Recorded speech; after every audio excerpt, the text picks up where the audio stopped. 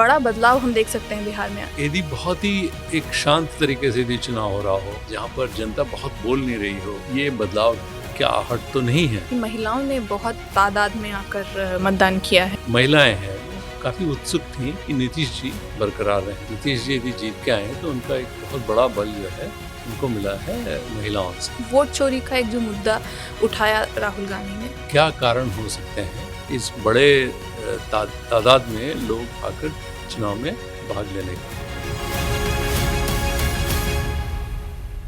नमस्कार, मैं हूं श्वेता त्रिपाठी और आज श्रीनी से संवाद में हम बात कर रहे हैं बिहार की चुनावी चहल पहल के बारे में।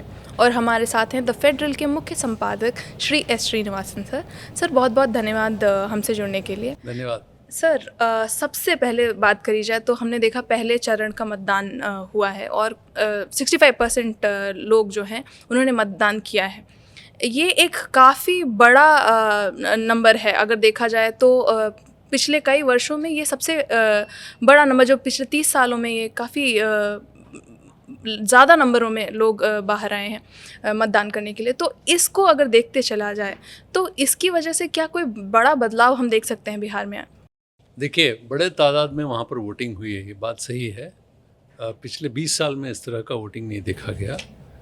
इसका यदि आकलन लगाएं 65% से ज़्यादा है। कई ऐसे क्षेत्र हैं, चुनाव क्षेत्र, जहाँ पर ये उम्मीद लगाई जा रही है कि वो 70 तक पहुँच गए होंगे। एवरेज है जो आप सुन रहे हैं वो करीब 65 करीब है। इसका मतलब क्या हुआ, यही आप जानना चाहते हैं, ये सभी लोग जानना चाहते हैं कि इसका क्या मतलब हुआ। पिछले चुनाव से यदि उसकी तुलना की जाए तो करीब 8 से 10% जो है वोट के इजाफा हुआ है। और आम तौर पे ये देखा जाता था। मैं आपको एक किताब से आपको एक रेफरेंस दे रहा हूँ। हमारे देश के बहुत ही जो हैं एक अच्छे जो चुनाव विश्लेषक रहे हैं वो प्रणय रॉय हैं जी। उन्होंने कई सारी किताबें लिखी हैं। उनकी एक किताब में उन्होंने ये लिखा है, जो उनकी चुनाव पे एक किताब है, उसमें उन्होंने ये लिखा है कि पहले जो कहा जाता था एंटी इनकम्बेंसी, वो जो है प्रो इनकम्बेंसी में बदलते जा रहा है। और उन्होंने उसको क्या किया, देश के चुनाव इतिहास को दो तीन भागों में बांटा है।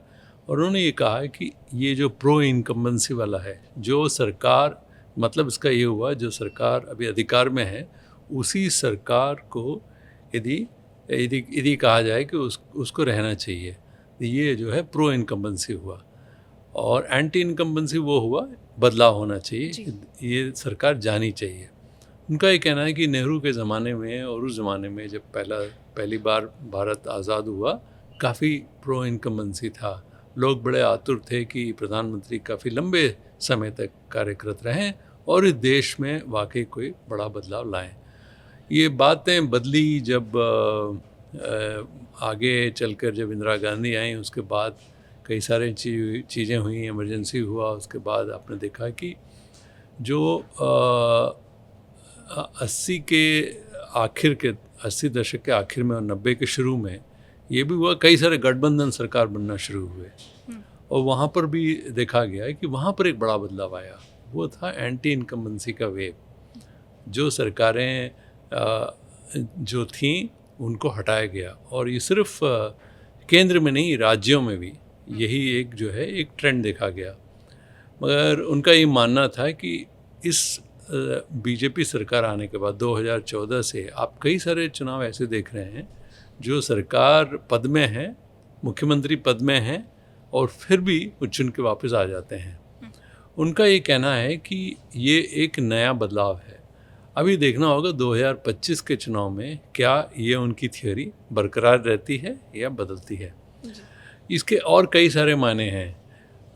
आमतौर पे ये माना जाता था पहले कि जब बहुत सारा वोटिंग हो, ज़्यादा वोटिंग हो, उसका ये मतलब हुआ कि सरकार खतरे में है। या यदि बहुत ही एक शांत तरीके से यदि चुनाव हो रहा हो, जहाँ पर जनता बहुत बोल नहीं रही हो और उनका रवैया क्या है यदि समझ में नहीं आ रहा हो, कहीं ये बदलाव क्या आहट तो नहीं है और किस तरह का बदलाव हो सकता है। बहुत सारे कयास लगाए जा रहे हैं, मगर आप यदि देखें क्या कारण हो सकते हैं इस बड़े तादाद में लोग आकर चुनाव में भाग लेने का। एक ये बताया जाता है कि शायद बहुत लोग काफ़ी जो महिलाएं हैं वो काफ़ी उत्सुक थीं कि नीतीश जी बरकरार रहें, वो जाएं नहीं, और इसलिए उन्होंने आके वोट किया। ये एक थियरी है। दूसरा थियरी ये है कि नहीं जी, तेजस्वी यादव जो युवा नेता हैं, पिछली बार वो जीत नहीं पाए हैं और बहुत छोटे मार्जिन से, कम मार्जिन से वो हारे हैं। इस बार इनको दोबारा लाया जाए, और इसलिए युवा शक्ति का एक बड़ा वो है, ये भी कहा जा रहा है। मगर ये सब बातें हमको तब पता चलेंगी जब दूसरे जो चुनाव का दूसरा जो है वो जब शुरू होता है, उसके बाद हमको फिर एक पूरी तस्वीर दिखाई देगी। अभी जो है और आंकलन लगाने के लिए कई सारे और अंकों की ज़रूरत है। क्या हुआ, कैसे हुआ, इन सब की अभी ज़रूरत है। इसका थोड़ा सा और पढ़ाई करना बाकी है। जी सर, जैसा आपने कहा कि महिलाओं ने बहुत तादाद में आकर मतदान किया है, पुरुषों के मुकाबले महिलाएं हमने देखा है बिहार में वो ज़्यादा मतदान के लिए आती हैं। तो इस महिलाओं का, जैसे कि आपने कहा कि वो कुछ कल्याणकारी योजनाओं को मद्देनज़र रखते हुए नीतीश का बना रहना, ये सब कहीं ना कहीं उनका थोड़ा सा उनकी तरफ रुख दिखाता है महिलाओं का। तो ये महिलाओं का जो वोट है वो आखिरकार कितना बड़ा महत्व रखता है इस बिहार के चुनाव में? देखिए, महिलाओं का वोट का बिहार के चुनाव में काफ़ी बड़ा महत्व है, क्योंकि पिछले कई चुनाव में नीतीश जी यदि जीत के आए हैं तो उनका एक बहुत बड़ा बल जो है उनको मिला है महिलाओं से। इसके अलावा और भी कारण हैं। उनका जो अपना एक समीकरण है ईबीसी का, वो भी एक कारण है। मगर महिलाओं ने काफ़ी बढ़ चढ़ कर उनके लिए वोट किया है। वो इसलिए किया है कि उन्होंने महिलाओं के लिए काफ़ी काम किया है, और वो अभी नहीं, लगातार कई इस 2 दशकों में कई सारे उन्होंने ऐसे काम किए हैं जो उनको काफ़ी पसंद है। इस बार भी उन्होंने महिलाओं को ये कहा है कि मुख्यमंत्री रोजगार योजना में 10,000 उन सब महिलाओं को दिया है जो अपनी खुद ही एक अपना जो है एक कार्यकलाप कर सकते हैं। वो अपना कोई धंधा या नौकरी ना जाए, नौकरी पेशे ना हो, खुद ही अपना कोई यदि छोटा मोटा बिजनेस करना चाहें तो वो कर सकते हैं। तो ये उन्होंने व्यवसाय करने के लिए वो एक पैसा दिया है। ये बहुत ज़्यादा, काफ़ी लोगों में उसका काफ़ी वो हुआ है, लोग काफ़ी उसको चाह रहे हैं और उसको उन्होंने अच्छा माना है। मगर कई और सारे कारण हैं। जैसे पहले हम इससे पहले बात कर रहे थे कि चुनाव में लोगों ने इतना ज़्यादा वोट क्यों किया।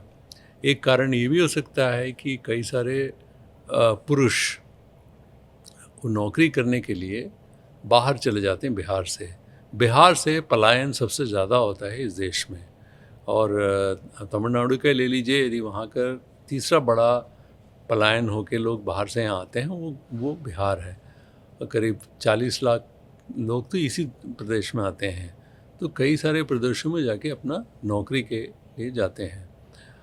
इस बार शायद ऐसा हुआ हो क्योंकि छठ पूजा और ये चुनाव साथ साथ आए हैं, तो कई लोग हो सकता है वोट डालने के लिए रुक गए हों। दूसरा, इस बार काफ़ी लोगों को इस बार आशंका अपनी नागरिकता को लेकर फैल गया था कि भाई ऐसा ना हो कि हम वोट ना करें तो हमारा नागरिकता में कोई असर हो, क्योंकि वोट चोरी का जो बड़ा सा एक मोबिलाइजेशन किया है राहुल जी ने, वोट न्याय यात्रा, उसका भी असर हुआ है। हो सकता है इसलिए कई लोग रुक गए हों चुनाव में अपना वोट देकर फिर जाने के लिए। इसलिए हो सकता है कि जो कुल मिला के जो है संख्या ज़्यादा दिखी हो, ये भी एक कारण है। और इसमें राहुल गांधी का जो अपना एक यात्रा है वो भी एक कारण है। प्रशांत किशोर का भी एक उसमें है। प्रशांत किशोर पिछले 3 साल से वहाँ पर एक जो है कई लोगों में, कई गाँव में जाके कई 1000 किलोमीटर वो पैदल चले हैं, लोगों से मिले हैं। उससे भी क्या होता है, एक राजनीतिक वातावरण बनता है, और वो वातावरण को एक वो मिलती है, एक राजनीतिक वातावरण से लोगों को रुचि बढ़ती है। चुनाव में शायद उनकी इसलिए थोड़ा सा ज़्यादा, वैसे भी जागरूक है वहाँ के जो जनता है, और इससे ज़्यादा इसलिए ये भी एक कारण हो सकता है। अब आप कह रहे हैं महिलाओं वाली बात, देखिए हमको एक बात याद रखनी होगी कि जो एक फीमेल मेल जो एक रेशो कहा जाता है, मतलब महिलाओं में और पुरुषों में जो एक अनुपात है वो बिहार में बहुत कम है बाकी प्रदेशों के हिसाब से। कई प्रदेशों में, अच्छे प्रदेशों में तो महिलाओं की संख्या ज़्यादा है। यहाँ पर क्या है, हर 1000 पुरुष में सिर्फ 918 महिलाएं हैं, तो महिलाओं की थोड़ी कमी है वहाँ पर। इस कारण से क्या है कि यदि महिलाओं ने भी बढ़ चढ़ के चुनाव में भाग लिया, तो यदि इस बार 3,75,00,000 लोगों ने चुनाव में भाग लिया है, उसको यदि आधा भी आप मान लें उसमें, मगर इस बार ये हुआ है कि शायद महिला और पुरुषों का जो वोट पड़ा है वो बराबरी है। महिलाओं ने ज़्यादा वोट दिया होगा मगर उनकी संख्या कम है, इसलिए हो सकता है कि दोनों का अनुपात के हिसाब से देखा जाए। ये कई लोग, हाँ, तो आप उनका देखे जाएं तो ये भी एक कारण हो सकता है कि बराबर के तादाद में दोनों ने वोट किया हो, ये भी एक कारण है। कई सारे एक्सपर्ट्स ये भी कयास लगा रहे थे कि ये भी एक कारण हो सकता है। तो मगर ये बात मानना होगा कि महिलाएं काफ़ी आकर्षित हैं नीतीश कुमार जी से। जैसे पहले शराबबंदी उन्होंने किया था, तब भी उन लोगों को उससे काफ़ी सुकून मिला। अब जो इन्होंने किया है वो भी उनके लिए बड़ा काम है। इसके अलावा उन्होंने और सारे काम भी किए हैं, मगर ये रुझान जो है महिलाओं का उनकी तरफ ज़्यादा है। जी, कई मुद्दे जो उठाए गए हैं, एनडीए सरकार की बात करी जाए, महागठबंधन की बात करी जाए, आरक्षण हो गया, भ्रष्टाचार हो गया, रोज़गार हो गया, तो सर इसमें जो हमने पहले चरण का जो मतदान देखा है उसकी बात करती जाए तो ऐसा कौन सा मुद्दा रहा है जो चर्चा का विषय रहा है, जो मुख्य एक मुद्दा रहा है जनता के बीच? देखिए, जैसे आपने बताया, एनडीए की तरफ से जंगल राज एक बड़ा कारण बताया गया कि वापस यदि तेजस्वी आते हैं और आरजेडी को बल मिलता है तो जंगल राज आ जाएगा। एक उन्होंने बहुत बड़ा एक बार बार लोगों को बताया। दूसरा, बीजेपी ने ये कहा है कि डबल इंजन की सरकार है और हम आपको बेहतर सड़कें बनवा सकते हैं, बेहतर हम आपको बाकी सब चीज़ें दे सकते हैं और विकास की अब आंधी चलेगी। अब उन्होंने ये भी कहा है कि इसमें एक बात समझने वाली बात है। उनका ये कहना है कि देखिए, बिहार में पिछले 20 साल से नीतीश जी ने काम किया है, मगर अभी एक टेक ऑफ स्टेज में आ गया है। मतलब उनका ये है कि ये जो 20 साल में जो काम हुए हैं उससे जो है उन्होंने एक जो है ज़मीन तैयार कर दी है, अब तैयार है जहाज़ उड़ने के लिए। तो ये उनका कहना है कि अब आप और एक मौका दीजिए तो जो है बीजेपी जो है केंद्र में है और यहाँ पर जो सरकार जो नीतीश की होगी, जो दोनों मिलकर और आगे बढ़ाएंगे, ये उनको कहा जा रहा है। और इसके अलावा बहुत सारे आपने देखा होगा स्कीम्स इनकी घोषणा हुई है, ये तो इनकी तरफ से है। और दूसरा, ये भी एक बात हमें याद रखनी पड़ेगी, इस चुनाव में घुसपैठियों वाली भी बात हुई थी जी। अब घुसपैठियों वाली बात जो है वो राहुल जी के यात्रा से निकली है। उन्होंने कहा कि वोट चोरी हो रही है, तो उन्होंने कहा कि नहीं, घुसपैठियों को की तरफदारी कर रही है। और घुसपैठिया कौन है? उनके भाषा में जो लोग बांग्लादेश या वहाँ से आए हैं वो ऐसा कह रहे हैं, मगर एक वो क्या पोलराइजेशन जो कहते हैं उसकी उन्होंने कोशिश की, मुसलमानों के ऊपर एक सीधा वो एक वो था। तीसरा जो है, यदि इस तरफ दूसरी तरफ यदि देखें, यदि आप इनका जो है न्याय, जो पूरा का पूरी प्रक्रिया है राजनीतिक वो न्याय की तरफ जाना चाहिए, तो उन्होंने उसको एक बहुत बड़ा एक मुद्दा बनाया था। जी। कि अधिकार, वोट आपका अधिकार है, न्याय संगत यदि देखा जाए तो ये आपका अधिकार है, आपको इसका जिस तरीके से आप वोट देना चाहें वो आपके ऊपर निर्भर करता है। जो राहुल ने इस तरह की बातें उठाई थी और उसी से वो घुसपैठिया बात भी निकली। दूसरा ये भी कि सर्वे होना चाहिए कि कौन जाति कितने अनुपात में है, उस तरीके से उनको जो है उनका प्रगति होना चाहिए। आपने ये भी सुना होगा कि राहुल का जो आखिर जो स्पीच था वो थोड़ा सा कंट्रोवर्शियल भी हो गया था। वो इसलिए कि उन्होंने जो है फौज की भी बात करी कि उसमें आरक्षण किस तरीके से होना चाहिए, ये वो ऐसी कुछ बातें उन्होंने करी हैं। इन सब कारणों से जो दूसरी तरफ है, जब इन्होंने यदि विकास कहा तो उन्होंने कहा कि देखिए हम आपका न्याय दिलाएंगे, हम आपको विकास हम भी कराएंगे मगर हम नौकरियां ज़्यादा देंगे।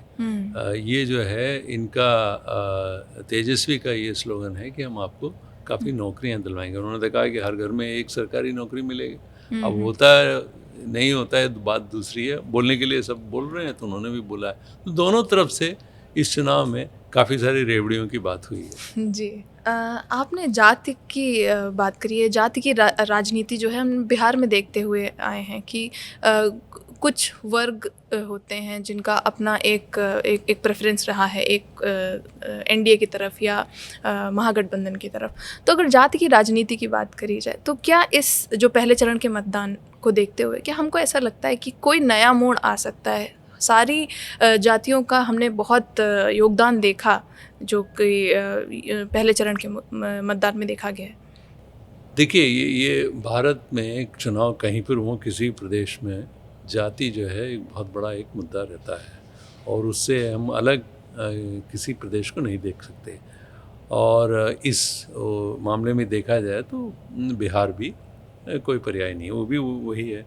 मगर बिहार में थोड़ा सा ज़्यादा इस बात पर ध्यान दिया जाता है।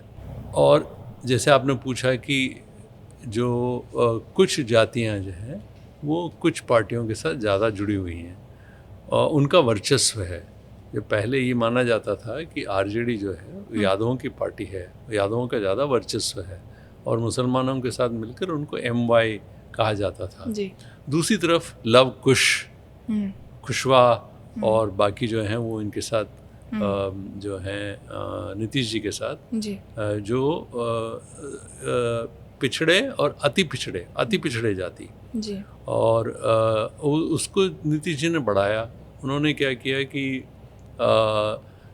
अति पिछड़े, बहुत पिछड़े जो जातियां हैं, जो मल्लाह हैं या जो नदी के आसपास रहने वाले, रिहाइश जो है नदी के आसपास जो हैं, और उन जातियों को, छोटे छोटे केवट है, कई सारे ऐसे जातियों को उन्होंने जोड़ा है। इसीलिए उन्होंने मांझी के साथ भी अपना एक हाथ बढ़ाया। दशरथ मांझी, वो भी उनका अपना पार्टी हैम करके, वो भी इनके साथ जुड़े हैं। तो इस तरीके से उन्होंने एक काफ़ी बड़ा एक कोalition बनाया नीतीश जी ने, और यही कारण है कि महिलाओं के अलावा ये भी सब उन्होंने किया, इसलिए 20 साल से जीतते आ रहे हैं। तो वहाँ के राजनीति में दूसरा यह है कि LJP है जो कि पासवान जी की पार्टी है।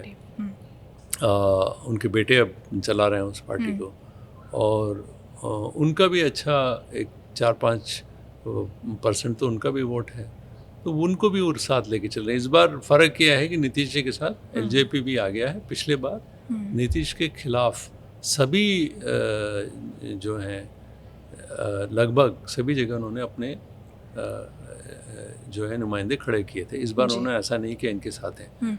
मगर ऐसा नहीं है कि सिर्फ ये जो जाति का जो समीकरण है सिर्फ अब NDA में ही हो रहा है। दूसरी तरफ जो महागठबंधन है वहाँ पर भी इस बार थोड़ा सा अलग बदलाव किए गए हैं। हमारे अपने संवाददाताओं ने बताया जो वहाँ पर गए थे, उनका ये कहना था कि शुरू तो हुआ था कि बहुत सारे EBCs को वोट देंगे, क्योंकि जब न्याय की बात हुई थी तो पिछड़ा और अति पिछड़े लोगों को भी ज़्यादा नुमाइंदे चुनाव के लिए बनाए जाना चाहिए थे।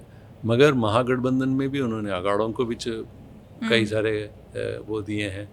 मुसलमानों को सबसे ज़्यादा दिया है, क्योंकि BJP ने तो एक भी टिकट नहीं दिया है और JD ने थोड़ा सा कम भी दिया है, इसलिए ज़्यादातर मुसलमानों का जो नुमाइंदे हैं वो इस तरफ से हैं, उनको काफ़ी उनको दिया गया है। मगर इधर भी महागठबंधन में भी उन्होंने इस बार थोड़ा कोशिश किया है कि EBC जो अति पिछड़ा है उनको दिया जाए। उनके साथ अभी जो है विकासशील इंसान पार्टी VAP जिसे कहा जाते हैं, मुकेश साहनी, उनके साथ जुड़े हैं, और उन वोटों को उन्होंने आकर्षित करने के लिए ये भी कहा है कि वो जो हैं उप मुख्यमंत्री होंगे, ये भी एक घोषणा हुई है। उससे भी कयास लगाए जा रहे हैं कि शायद कई सारे ईबीसी इनकी तरफ भी आ जाए, ये भी एक कोशिश है। तो दोनों ही तरफ से इस चुनाव में जो समीकरण है, जाति समीकरण है, उसको ध्यान रखते हुए काफ़ी उन्होंने आखिरी दिनों तक, जब तक टिकट बटे हैं, इसका ध्यान रखा है। तो इसका जरूर इस चुनाव में जरूर इसका असर दिखाई देगा। इसमें कोई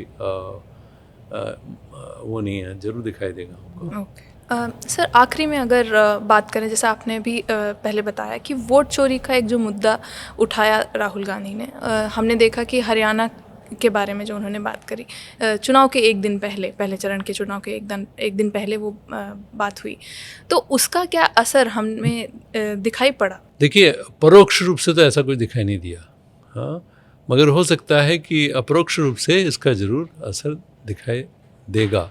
मैं इसलिए कह रहा हूँ कि यदि आप देखें तो ये जो वोटों का इतना इजाफा हुआ है, इसका एक कारण ये भी हो सकता है, लोगों के मन में ये बात उठी हुई कि कई जो वोटर्स हैं, और मैंने जैसे पहले बताया, जो लोग बाहर नौकरी करने जाते हैं, उनके मन में भी ये सब आया होगा कि देखिए, ऐसा हमारी नागरिकता बहुत ज़रूरी है, कहीं उससे तो जुड़ नहीं रहा, क्योंकि इतना ज़्यादा उस बात को राहुल ने उठाया, इसलिए लोगों पे इसका ज़रूर असर हुआ होगा, और वो भी एक कारण है। तो ये कुल मिला के जो है, ये जो पूरा का पूरा उनका जो मोबिलाइजेशन था, उसका असर तो हुआ है। चुनाव के एक दिन पहले उन्होंने एक बड़ा सा जो है पत्रकार वार्ता किया, बड़ा खुलासा किया।